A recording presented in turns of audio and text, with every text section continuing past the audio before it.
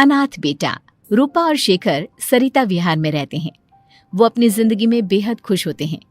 दोनों का शौर्य नाम का एक बेटा भी होता है, जिस पर दोनों ही अपनी जान छिड़कते हैं। शेखर, अब तो आप शौर्य को अपनी गोद से नीचे उतार दीजिए, उसके सोने का टाइम हो रहा है। नहीं रूपा, इसे मेरे पास ही रहने दो प्लीज।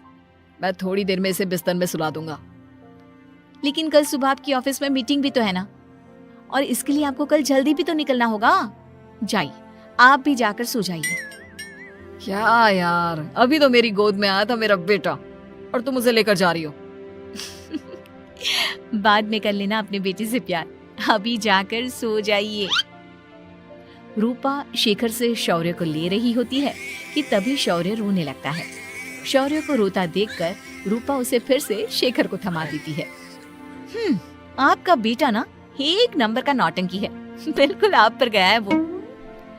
साफ बोलो ना, तुम्हें जलन होती है हम दोनों बाप बेटे का प्यार देखकर।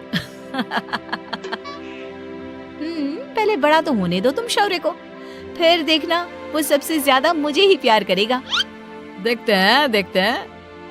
ऐसे ही दिन बीतते चले जाते हैं और एक दिन कैंसर की बीमारी के चलते रूपा की मौत हो जाती है। अब शौर्य 3 साल का हो चुका होता है, जिसके कारण उसकी दादी शेखर पर दूसरी शादी का दबाव बनाने लगती है।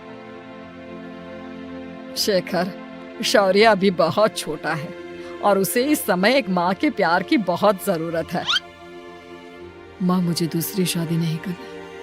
क्या पता जो दूसरी औरत आएगी वो मेरे बेटे को एक माँ का प्यार दे या ना दे। तो रूपा की छोटी बहन वैशाली से ही शादी क्यों नहीं कर लेता? वो तो शौर्य को एक माँ का प्यार पूरा दे सकती है ना। मैंने कहा ना माँ, मुझे दूसरी शादी नहीं करनी, और अपनी ही पत्नी के बहन से तो हरगिज नहीं। ऊपर से अगर रूपा देख रही होगी तो वो क्या सोचेगी? अपने लिए ना सही, लेकिन तुझे शौर्य के लिए तो शादी करनी ही पड़ेगी ना बेटा। शेखर कुछ कहता उससे पहले ही अंजुमन उसे रूपा की कसम दे देती है, जिसके आगे मजबूर होकर शेखर शादी के लिए हामी भर देता है। देखो वैशाली, मैंने तुमसे शादी सिर्फ अपने बच्चे के लिए की है।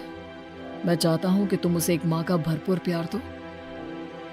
शौर्य, आपके साथ साथ मेरा भी कुछ लगता है। अगर आप मुझसे शादी नहीं भी करते, तब भी मेरा प्यार शौर्य के लिए कभी कम या ज्यादा नहीं होता। शादी के कुछ दिनों बाद ही शेखर की माँ की भी मौत हो जाती है।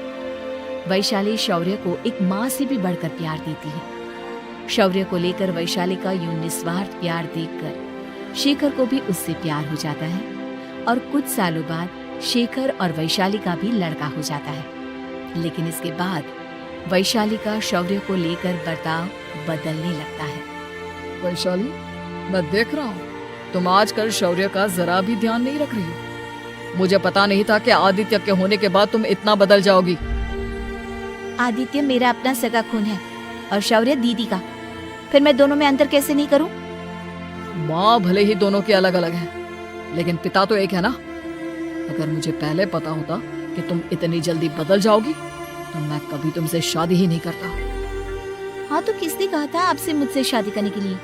मैं थोड़ी ना आई थी आपके पास, आपकी माँ ही आई थी मेरे घर आपका रिश्ता लेकर। वैशाली, मुझे तुमसे ऐसी उम्मीद नहीं थी। गुस्से में शेखर अपना पैर पटकता हुआ शौर्य को वहाँ से लेकर चला जाता है।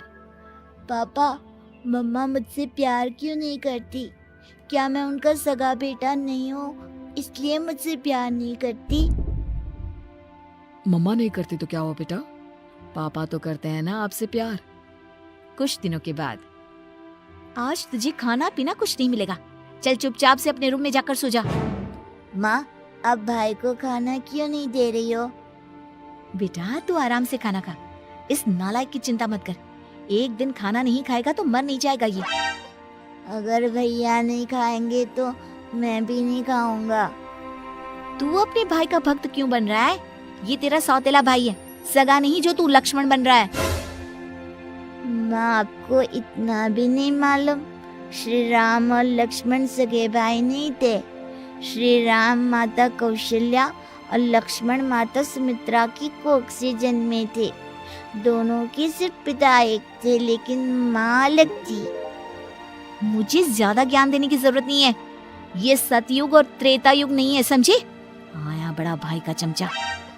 इतना कहकर वैशाली वहां से चली जाती है, जिसके कुछ टाइम बाद शिखर वहां आता है और आदित्य उसे सारी बात बताता है।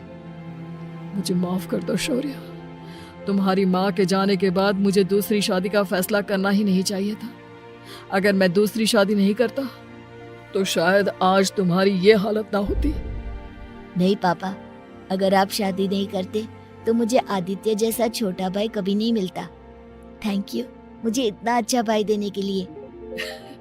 तुम दोनों हमेशा ऐसे ही साथ रहना, फिर कोई भी तुम दोनों का कुछ नहीं बिगाड़ पाएगा। चलो मैं तुम दोनों को आइसक्रीम खिला कर लाता हूँ, बहुत भूख लग रही है ना। शिखर शौर्य और आदित्य को आइसक्रीम दिलाने लेकर जाता है।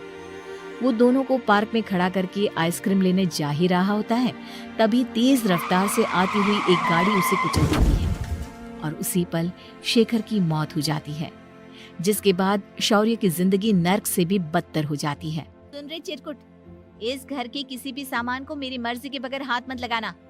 इन सब पर अब तेरा कोई हक नहीं है, समझा? ठीक है माँ, मैं आपकी इजाजत के बगैर किसी चीज को हाथ नहीं लगाऊंगा। चल जाकर अब पूरे घर की सफाई कर। महज 7 साल का शौर्य वैशाली के कहने पर अपने नन्हे नन्हे हाथों से पूरे घर की सफाई करने लगता है।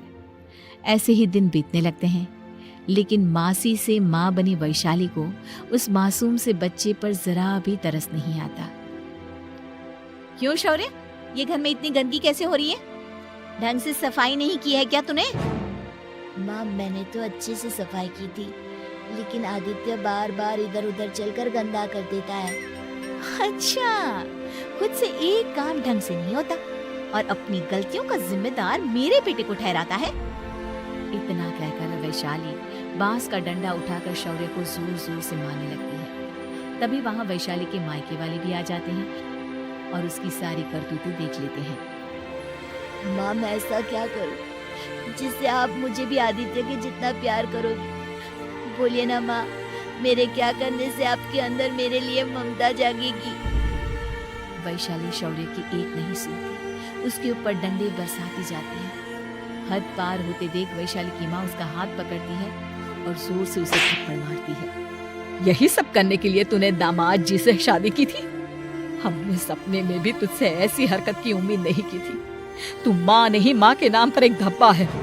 बस कीजिए माँ, आदित्य के इस दुनिया में आने से पहले मैंने इसे बहुत प्यार किया था, लेकिन अब जब मेरी खुद की औलाद है तो मैं किसी और के बच्चे से प्यार क्यों करूं? अरे नालायक औरत, जिसे तू किसी और का बच्चा कह रही है वो तेरी खुद की सगी बहन का बच्चा है। बहन है तो क्या हुआ, मेरे अपने बच्चे से बढ़कर तो नहीं हो सकता ना ये कभी। अगर यही बात थी तो तू हमें पहले बता देती, हम शौर्य को अपने साथ ले जाते। उसे इस तरह प्रताड़ित करने की क्या जरूरत थी? अगर आपको लेकर जाना है ना तो ले जाइए इसे, मैं नहीं रोकूंगी। नहीं माँ, मुझे कहीं नहीं जाना, मुझे आपके साथ ही रहना है। मैं तेरी कोई माँ बाबा नहीं हूँ, तेरी माँ मर चुकी है, समझा? अब निकल जा मेरे घर से। माँ अब बहुत गंदी हो, मुझे भी नहीं रहना आपके साथ, मैं भी भाई के साथ ही जाऊंगा। अरे तू क्यों जाएगा, तू तो मेरा सगा बेटा है, जाने दे इसे। हम यहाँ ऐश से रहेंगे, तुम्हारे पापा बहुत सारी जमीन जायदाद छोड़ गए हैं तुम्हारे लिए। नहीं माँ, मुझे भाई के साथ जाना है। आप अच्छी नहीं हो, आप बहुत बुरी हो, आप भाई को बहुत परेशान करती हो। देख वैशाली, तुझसे ज्यादा समझ तो इस मासूम बच्चे में है। ये तेरे बुरे कर्मों का ही नतीजा है, जो आज तेरी सगी औलाद खुद से तुझे ठुकरा रही है। आदित्य, तुझे इस शौर्य ने भड़काया है ना मेरे खिलाफ? नहीं माँ, मुझे किसी ने भड़काया नहीं, पर मैं सब देखता हूँ, सब समझता हूँ। भाई बहुत अच्छा है, वो आपकी जैसा नहीं है। चलिए नानी।